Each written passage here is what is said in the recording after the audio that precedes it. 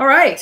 So today I'm going to talk to you about building Blazor hybrid apps with .NET MAUI.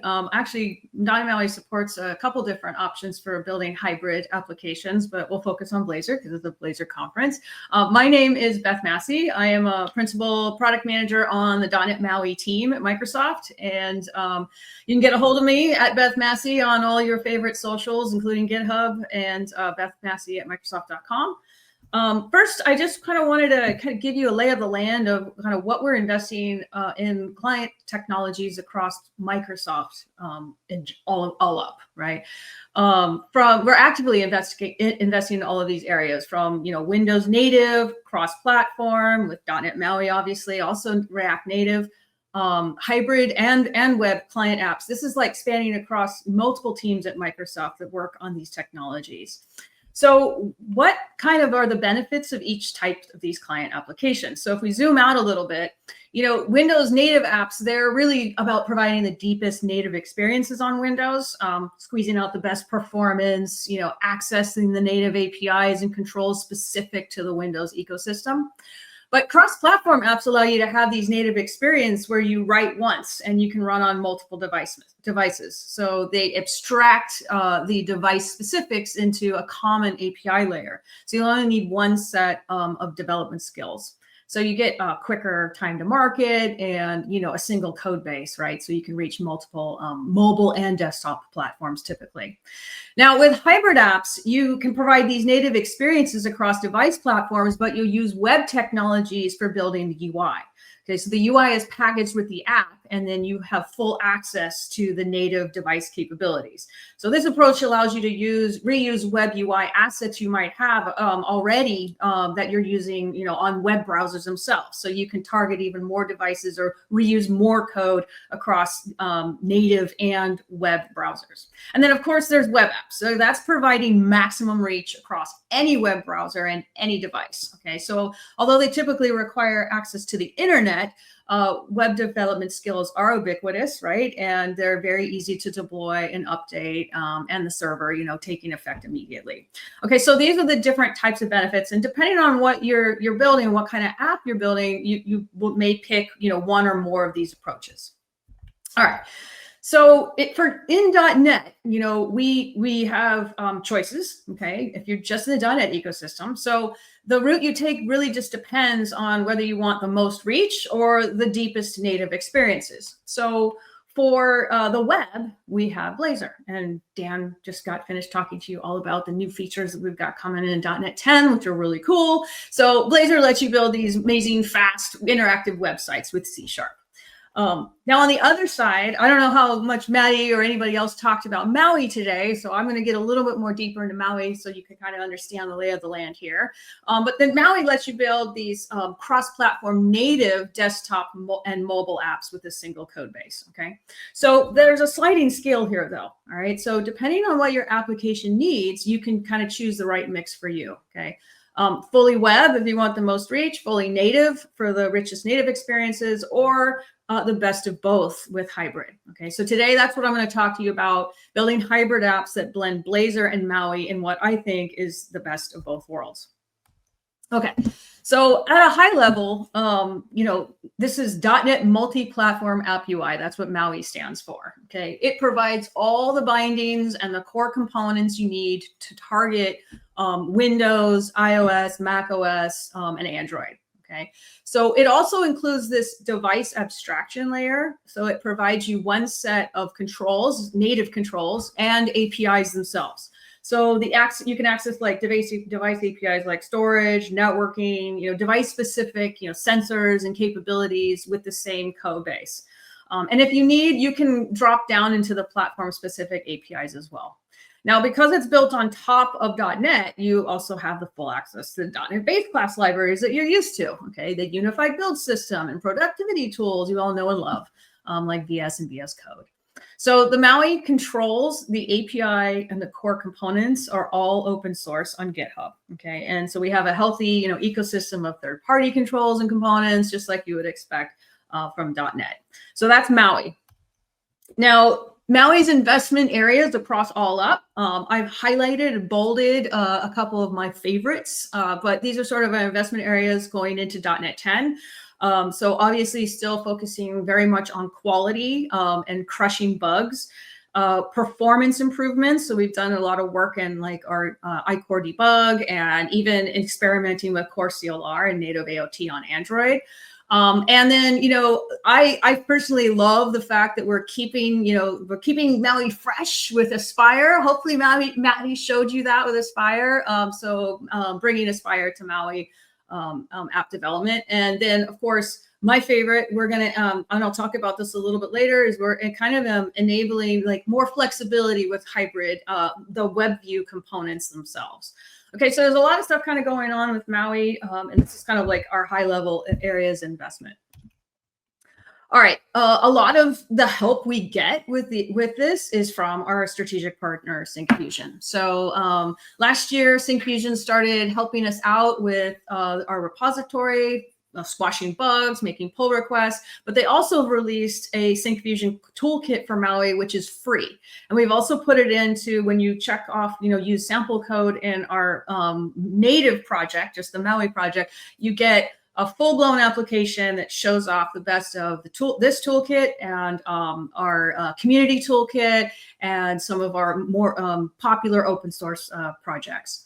Okay, so Syncfusion has been, a leader in UI components for a long time, and so they have an expertise here. And moreover, they've released, I think they've contributed over 65% of the community PRs merged in the Maui repository since .NET 9 was released. So we really have had like so many PRs that it's hard to keep up with how many that they are contributing along with the rest of our community.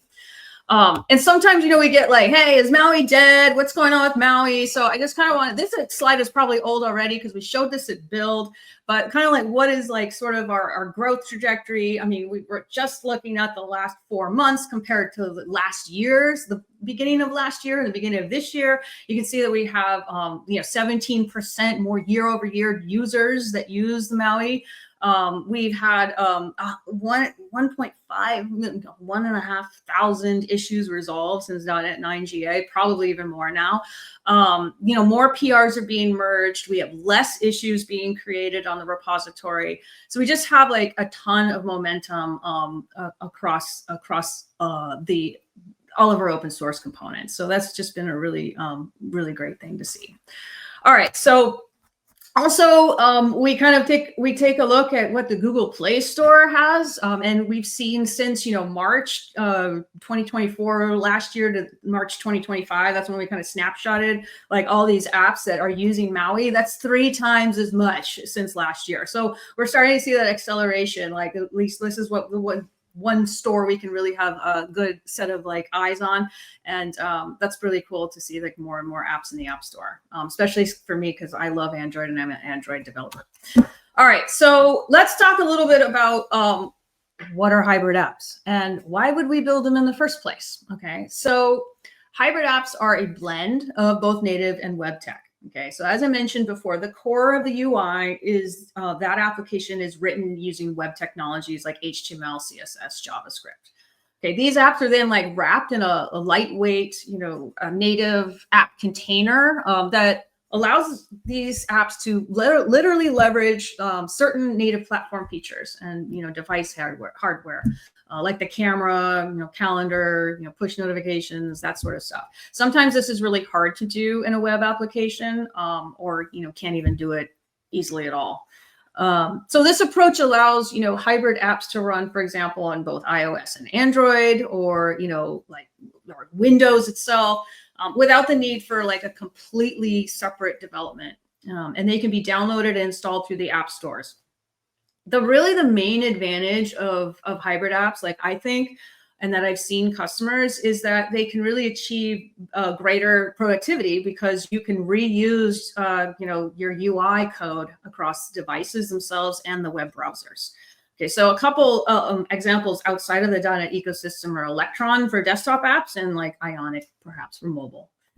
Okay, so here, like as we look at like the architecture on top of Maui, we'll see that we have a couple controls that expose you need to expose basically your web app. Okay, that's one is called the Blazor WebView. We have a hybrid WebView as well for other JavaScript frameworks. But the Blazor WebView really just kind of sits on top of that Maui. It's one of the controls in Maui. All right, so this means that Blazor, apps can also run natively on devices. Okay, so when you create a hybrid client app, which combines Blazor and Maui together, you get a single native application that gives you full access to the native platform capabilities. And then Blazor Hybrid relies on Maui for the native container and controls if you want to use them. So if you could even mix and match web UI and native UI if you want in the same app. Okay, so you host the Blazor components through the WebView control, and that WebView control derives from the native platform WebView. So in the instance of Windows, that's WebView 2. So no internet is actually required. Okay, you can call the internet for other things, but the UI itself is packaged with the app. Okay, and you use all the built-in controls you love in Blazor, like input controls and validation forms, auth, that kind of stuff. Blazor provides all that stuff right out of the box. And you guys are at a Blazor conference, you probably know even better than I do all the capabilities of Blazor. So this makes it easier then to share that UI across your native and web hosting models. And in fact, in .NET 9, we provide a solution template for quickly setting up a Maui Blazor hybrid and web app. Okay, so where it shares all of its UI in a Razor class library. And I will show that template to you in a little bit.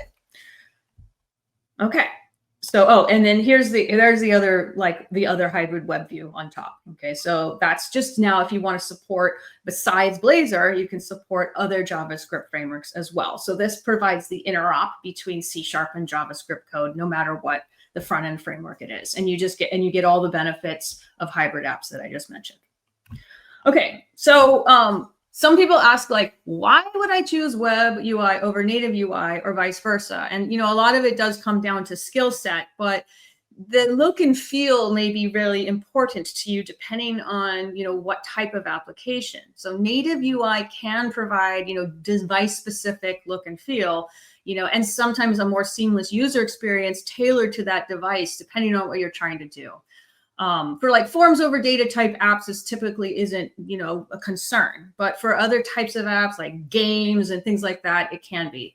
And web UI look and feel typically does look the same across devices, and that's all controlled in CSS. So if you are less concerned about look and feel, or you want to also target the web browsers and reuse that UI, that's probably the web UI is probably a better option. Okay. But if you already have existing assets and you just want to like get your app out to the store, this is also a good way and a good approach. So yeah, particularly for business apps, it's really just going to come down to the skill set. Okay. All right. So here's a couple customers that have actually been really successful with Blazor Hybrid. This is Aspen Publishing. They use Blazor to build their Leaf, it's called. It's a learning app. And it's a really small team. They're able to deliver web, mobile, and desktop experiences. And this, like, what it is it's like a law students access this extensive library that they have. They even use Azure AI speech synthesis, I think, to generate, natural sounding narration so that students can, immerse themselves in a dynamic environment. And they can do that all with the phone. So they use like the actual phone, playback and that kind of stuff, like the native controls through Blazor Hybrid, which is pretty cool. Another one is MyRide K through 12 by Tyler Technologies. They target native devices and the web at the same time. They have like 2,500 clients, and those clients are K through 12 schools across US and Canada. And the mobile app, has like 750,000 downloads on Google and Apple. So it lets parents track their student bus routes and transportation schedules and that kind of thing. What's cool is they're a really small team. I think there's 3 engineers, and they have produced some pretty cool stuff. When they make an update, it goes out to all the platforms, which reduces costs in maintaining multiple UIs across the native and web apps. Okay, so how does this kind of work? What does that architecture look like? If you want to target the web browsers and you also want to target native, you can structure your solution to maximize code reuse using Razor class libraries. So that will house the shared UI as well as any interfaces for the functionality you want to use on that UI. So the implementations then are defined in specific Blazor Web or Maui projects. It's because sometimes you need to write different code for different hosting models, and that gives you a clean way to do that. So as I mentioned, in .NET 9, we have a solution template called the .NET MAUI Blazor Hybrid and Web App. Okay, that's like a long name, but it's very descriptive, and we thought that this was the best choice for the name. It automatically sets up the Razor class library that's shared across both hybrid and web projects for you, and it hooks it all up for you. Okay, so if you're on the command line, it's .NET New Maui Blazor Web, and I'll show that to you in just a few minutes. So before I do, I just want to call out some of the cool features that I think were, and investments we're making specifically in Maui Hybrid. So we obviously are continuing with our Blazor Hybrid, experiences, including the new solution template I just mentioned, making some tweaks to that. But we're also doing, some hot reload improvements and, in VS and VS Code. Now, actually, what's fun is when you pair that with Copilot, I don't know if you had any Copilot or anything today, but you actually get a really nice tight inner loop for design and development. So, with the built-in controls like validation forms, whatever, you can literally like tell Copilot sometimes it's just like, here's a picture of what I want, and it will actually write the Razor code for you. So it's actually pretty cool. So we're just working on refining all that. So we're also for .NET 10, we're adding hooks so that you have more control over the BlazorWebView, like intercepting and handling requests. So that's been an ask for a while. Okay, so that will specifically be available in .NET 10 Preview 6, which is next month.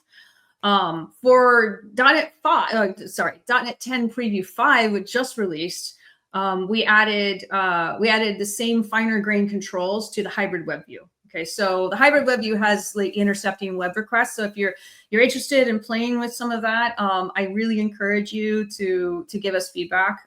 So we have some fit and finish work that we're working on too with the hybrid web view that we just didn't get to in time.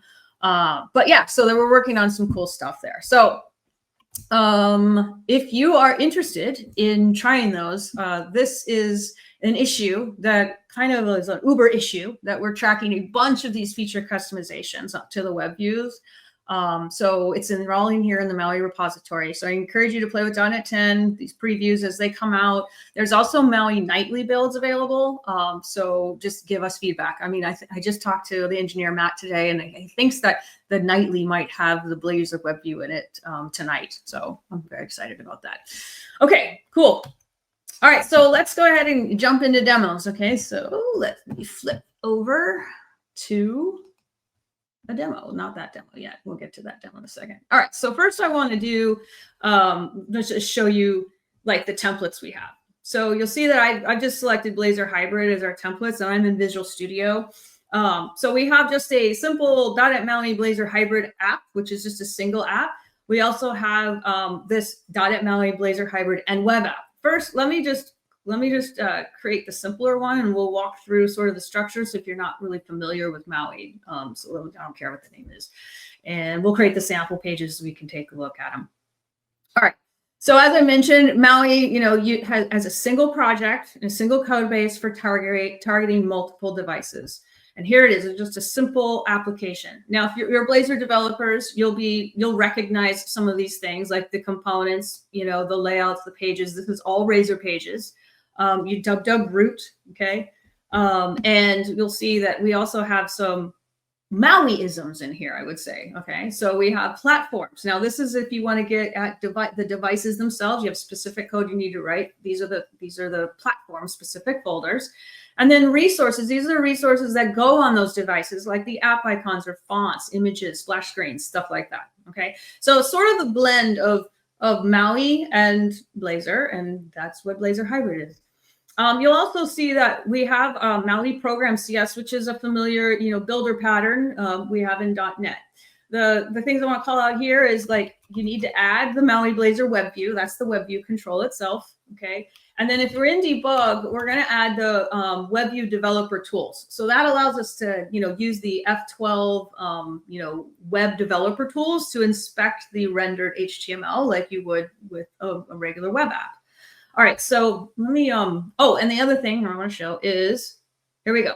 This is the project, and you'll see here's how it's multi-targeting. Okay, so it's targeting Android, iOS, Mac Catalyst, and if we're on Windows, we'll build for Windows as well. Okay, so all right, so that's kind of how it's all set up. And yeah, in our project file here, you'll see just some Maui icons, splash screens, images, fonts. These are specific MS build commands or properties, let's say. And then here's our here's where we're pulling in the WebView, okay, the package. All right, cool. All right, so let's just fire this up real quick. I'm just going to fire it up on Windows, but we also have the when you install this as it's going here. I'll show you if you can install this. You'll notice that you can install it through the Visual Studio installer, and you select the Maui workload. Okay, in Willow, there's a big button. You select that to get all of these tools. Otherwise, that's what I did. That's where the installation source says. 1 second. But if you need to install it, you can also do .NET workload install Maui, and so that will give you all of these things that you need, the workloads that you need, and all of the tools that come with it. Okay.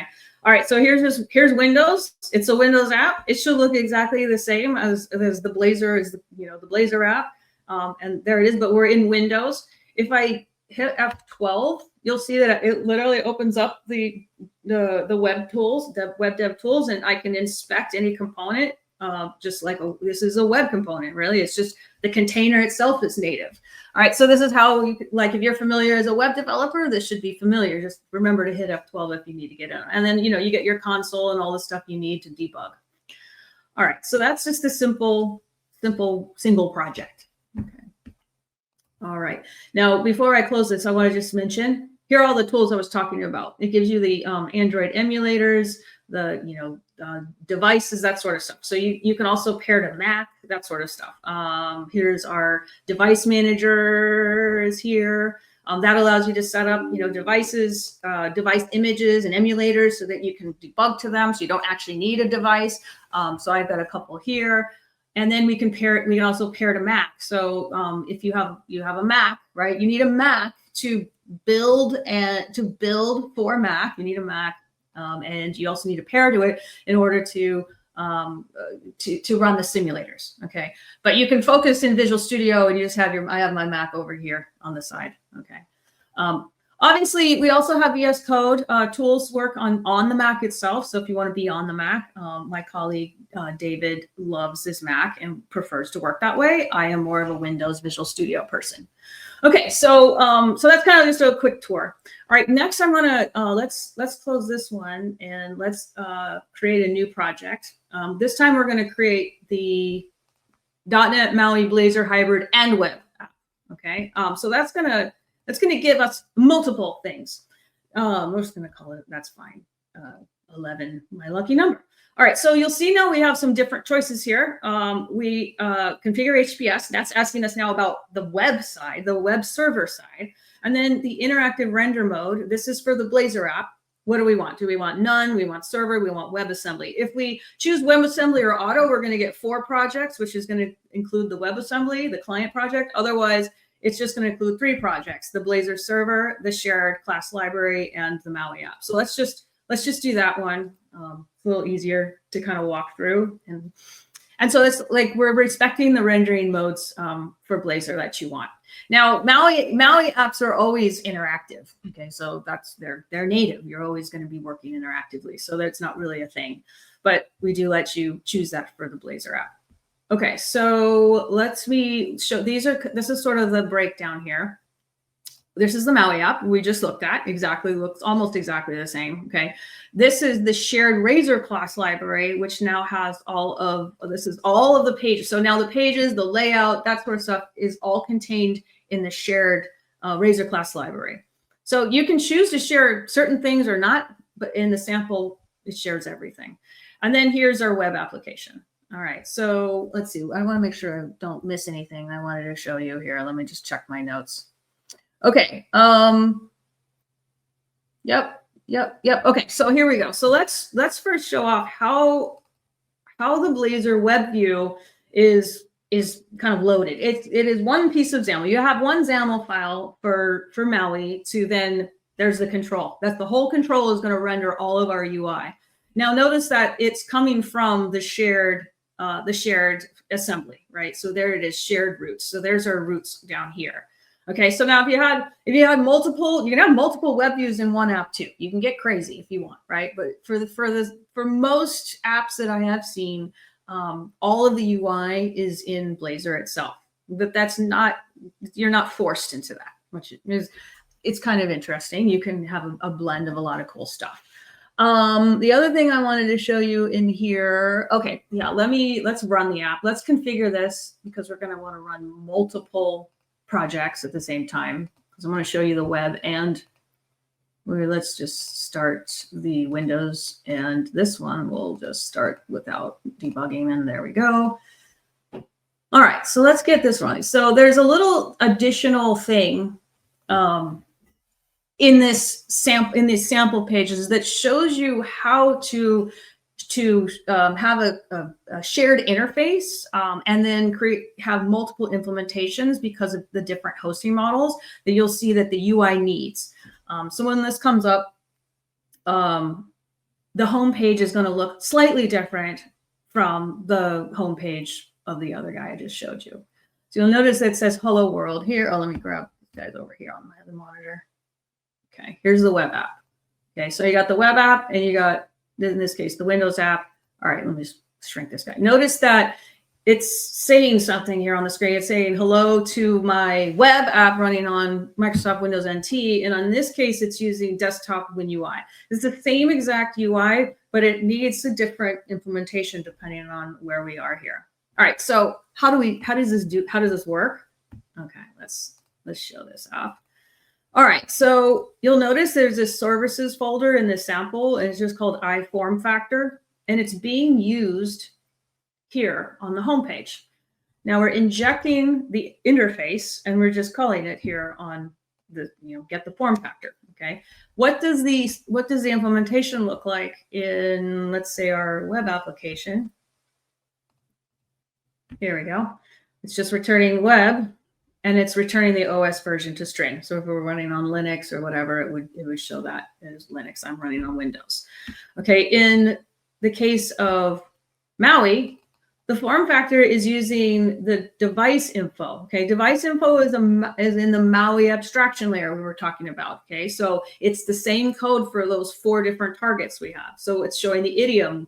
Is it a device? Is it a desktop? Is it a phone?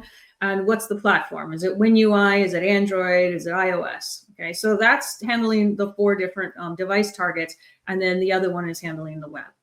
All right, and the way we hook these up, okay, the way the injection works is we need to add the device-specific services used by each of the apps. So we do that right here in the builder, okay?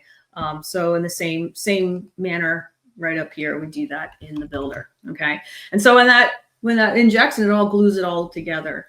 The other thing that's kind of interesting is, let's see. The app.razor. You'll notice that in app.razor and similarly in the index.html for the MAUI app, you'll see that we're pulling in underscore content. And that is how you refer to the content that lands from the shared Razor class library. All right, so the shared Razor class library is what has Bootstrap and all of that stuff in it, not the web or the MAUI app. So similarly, we're doing similar thing here. Okay, so we're doing the content. So that's just how we kind of glued it up together as for the template. It's good. It's the best practice. It's the architecture, but we allow like some flexibility in that. Okay, so now I want to flip to a more realer application. I think it's more real because I've just literally filed a new project with these guys. So let's close this down. Let me go ahead and like start up this application. All right, so while it's starting, let's look at this. It's similar that it has the three projects that we talked about, right? But it has just a lot of pages, it's using Entity Framework. It's got a SQL Server backend. It's got some data. It's got endpoints being exposed to get that data, because from the client, I need to call an endpoint. When I'm already on the server, I can just call EF directly and get my stuff from the database. So let me show you what this one looks like. This is a home asset management system that I promised my husband to build for a long time, because he has a lot of work to do and he leaves his projects hanging out all the time. So not only did I want to make, this a web application, okay, but I also wanted to make this available on my phone. So let me get this rolling here so you can see the phone as well. So let me get the screen mirrored here. Okay. All right. So there we go. So notice that the phone has a different kind of layout, look and feel. You have to be kind of aware of the different form factors you're on, right? So you'll notice I'm using the quick grid for, our web and our desktop. This is a mouse and keyboard, right? So we're using a mouse and keyboard on these two guys. But for this one, you can, but it's going to be a pain in the butt, right? So let me make sure this is hooked up right, though. Just making sure it can connect. Yeah. Okay. All right, cool. All right. So yeah. So when I tap it, now I get a kind of like, it's similar. It's a responsive design, but still, like, I want to make sure that it's not the grid. The grid would be super hard to read in this one, right? But it's really the same code base. And what we're doing is we're actually multi-targeting the Razor class library too. So the Razor class library will pull up different UI depending on the target. Okay. So, and I'll show you how we do that in a second. All right. So the other thing that I want to show you is, oops, wait, hold on. Go back over here, bud. All right. The other thing here is we've got some pictures, right? So you'll notice that, like, if we're on, if we're on the web, or if we're in, I just arbitrarily said if we're in Windows, it's going to look a little different. So for instance, you'll see, that's the asset, but here, let me go back to the maintenance log. Here we go. All right. So if we want to add a picture, you'll notice that I've got a take photo button on the phone. Okay, because the phone has we want to take photos. So first, the idea here is he's going to be walking around. My husband's going to be walking around the house taking pictures of photos of the assets of the house. This is good to have for your insurance company, especially if you're in California where there's a lot of fires. So anyways, this is like, it's actually going to be a real app. So all right, I'm going to take the photo. When I take the photo, I don't know what I'm going to take a photo of. We'll take a photo of maybe the outside. All right, it's a nice day today. All right, cool. That's a good one. We'll say okay. All right. Now we got the photo, and then I can just upload that photo. No problem. Notice that if I was here, I only have the ability to choose it, but it opens up, you browse your photos, that sort of thing. Okay. All right, cool. All right. So how do we kind of do that? I mean, how do we provide sort of a different look and feel? Okay. You've been looking kind of at this guy back here, right here. This is how we multi-target our RCL, our Razor class library. Okay, in this case, I'm showing Android or iOS. If it's Android iOS, the card view. Otherwise, maintenance grid, just a different component with a grid control.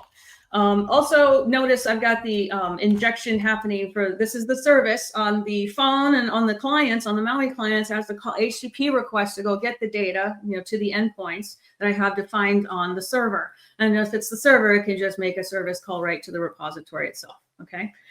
So that's the injection there. So the way we get the compiler directives to work is we do the same thing we did with the Maui app. The Maui app is already multi-targeted. We just put the target frameworks in your Razor class library. So now when we build, there'll be multiple versions of the RCL that will go into each of the targets. Okay, so that's how that works. And just quickly, here's the interface of the maintenance log. Okay, that's just the gets and the puts and all that stuff. And then the actual service on the Maui side is making those HTTP requests. Okay. And then the way just exactly the way we injected all these services like before the form factor, now we have like actual, data services here. Now for the picture, when I showed the picture, we're doing a similar thing here. Okay. If Android iOS, put the button there. Okay. Instead of this, switching out the giant component, just, put the picture there, or put the take photo there, not sorry, the picture, take the photo. Otherwise, the rest of the whole thing is normal. And then you'll see here's take the photo async. Now, take photo async is the photo service that I've injected in here, okay? And that photo service in the case of Maui is using another part of the Maui abstraction layer, which is part of the media picker, okay?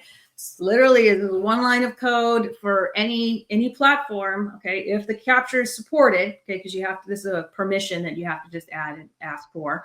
If the user says sure, then now you have access to the photos, okay? So that's that. In the case of, because I'm not using it on the web, I didn't implement it.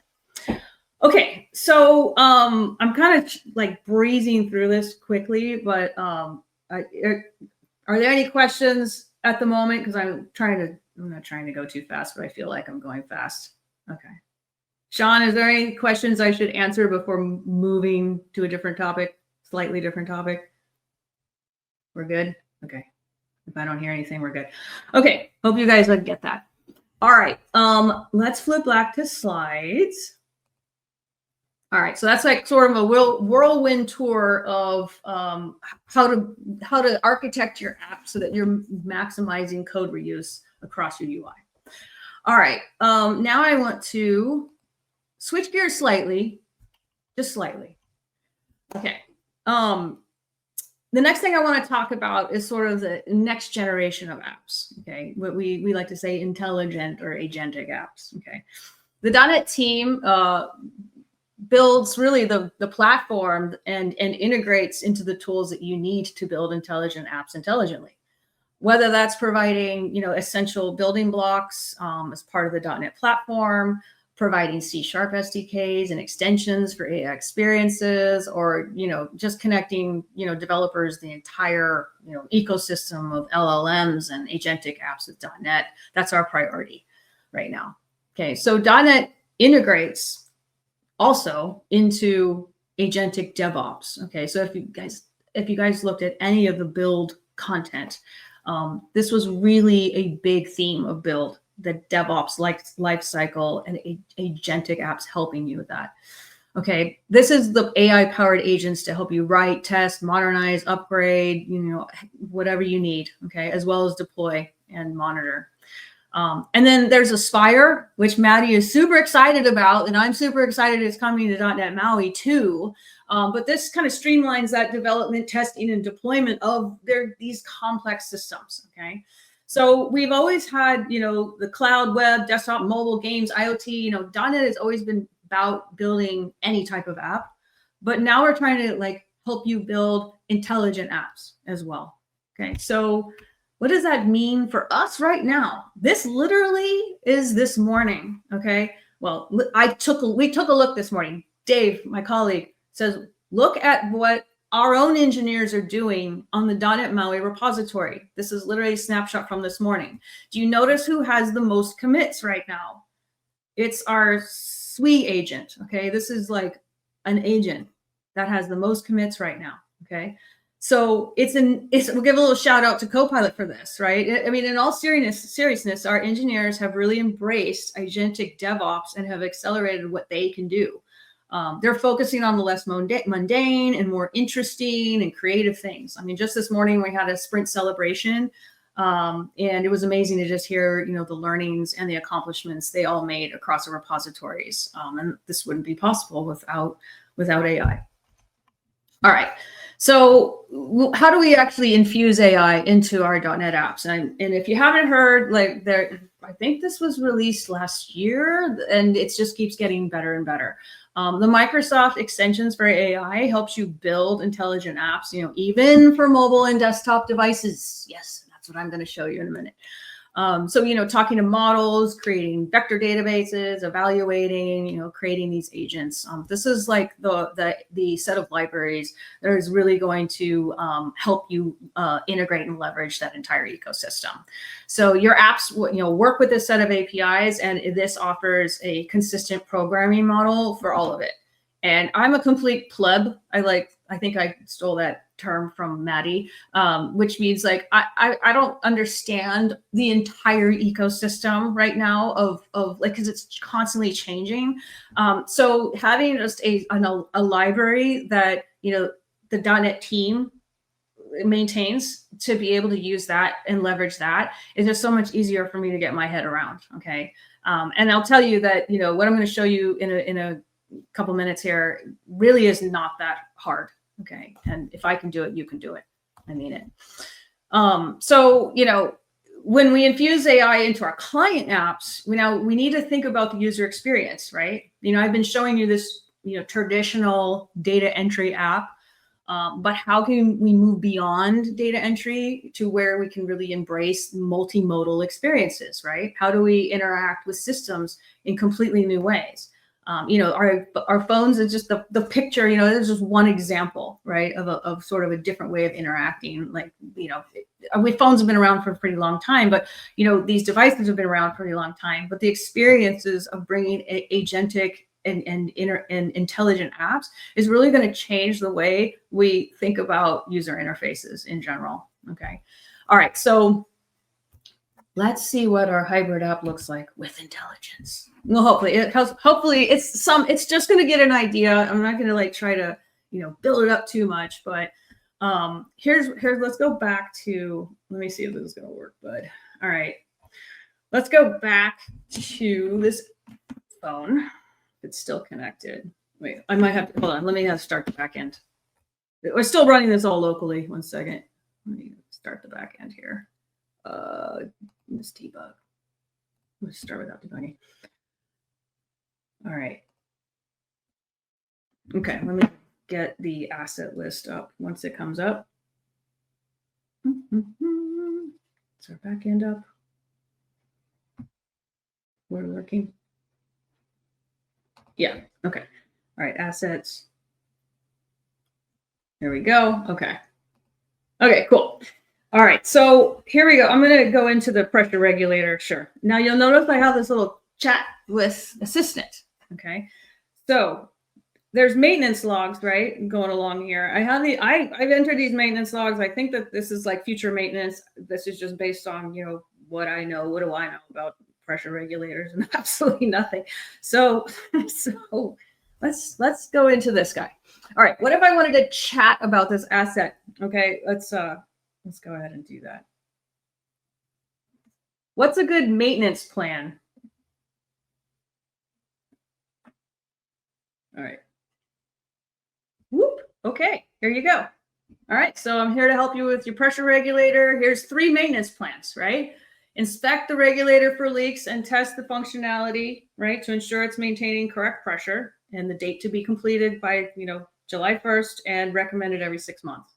All right, look at these maintenance plans. Clean the filter and screen, lubricate moving parts. Now, I don't know if you guys are, you know, good at pressure regulators. You know, I showed this to my husband and he's like, this is actually good. This is actually, and then it actually offers suggestions, you know, like what next? What should I ask it? You know, what tools do I need? I don't know.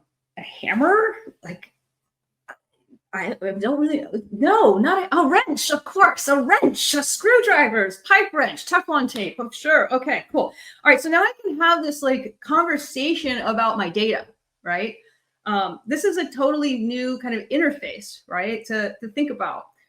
We could even like, you know, I could put a button on here that says, you know, yeah, put that maintenance plan in and just create some maintenance logs for me, right?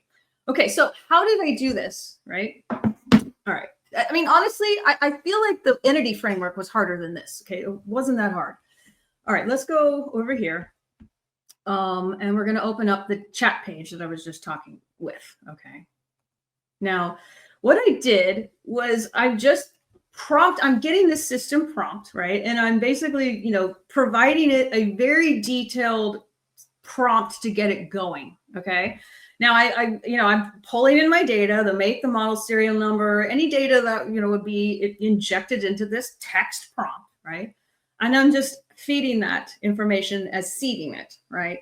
Now I could ask about anything else, but I asked about the maintenance plan first. If I ask about the maintenance plan, it's going to show me these 3 maintenance plans in this format, okay? And then I just add a system prompt. And then what we're doing is we're basically just chatting. In this case, I've got Azure OpenAI, and I have a model in the AI Foundry, a very simple, like, I think it's like O3 Mini or something cheap, not expensive. And I'm just literally chatting with it. I'm getting the response, and I'm just feeding the response right onto the screen. Okay. Now the way we kind of set that up, if we go into our Maui program CS, configure the chat. All right. I'm just getting these settings. Like I'm storing the settings. Like I have a screen that basically sets the settings. I was trying to get like keyless working and stuff. You can do that with Entra. But anyways, the bottom line is this is all I did. I just added a chat client and I started chatting in my UI with it. It's just the Azure OpenAI client. This is all part of the MEAI, Microsoft Extensions for AI APIs that the .NET team has. Very proud of us. We did such a good job. Okay, and that's it. So I hope I kind of gave you like a little bit of inspiration on like what you can do with this simple set of APIs. I mean, like I'm going to add speech to text. I got, the Maui Community Toolkit does all sorts of helps you do all sorts of stuff with the phone. And now paired with, these intelligent experiences, you can really have some interesting, more multimodal, ways of interacting with your systems.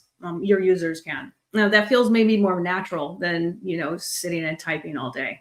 Data entry, boring. Okay, so let me go back here. I'm just going to leave you guys with, a summary and some resources. Okay, so hybrid apps, really, they're great for web devs like you that want a native platform, native capabilities, app store distribution. You want to reuse your UI across your web and native apps because, who wants to rewrite code over and over again? And then Maui really does provide that multi-platform abstractions and multi-targeting for you. And then again, check out Microsoft Extensions for AI to infuse intelligence into your apps, including Maui. Cool. All right, so here's some docs on hybrid apps. They're literally, if you go to the Maui docs, we integrated the Blazor hybrid docs right in there, and then also talk about the hybrid web view, which I don't have time to show you today. I don't think the demo, I want to polish it a little bit better. Besides, this is a Blazor conference. The repository here is the Maui repository where we track everything. It just labels Blazor, like you can take a look at all the work that we're doing in there. It's all open. Love to have a conversation with y'all. Also, I wanted to point out the lab here. This lab is from Build 2025, like just recently. We did a lab that literally walks you through. Oh, that's not it. That's what happened to my lab. Okay, hold on. Lab 305, yeah, that one. Okay, I'll fix the link in there. All right, so this lab right here, this walks you through exactly the instructions. We did it at Build, but you can do it yourself to literally build out like this little monkey finder app. It doesn't take very long. It took like, an hour, maybe an hour, 15 minutes to build out this, and it walks you step by step. So if you kind of were like, I went too fast, you can go here and get started with this architecture yourself.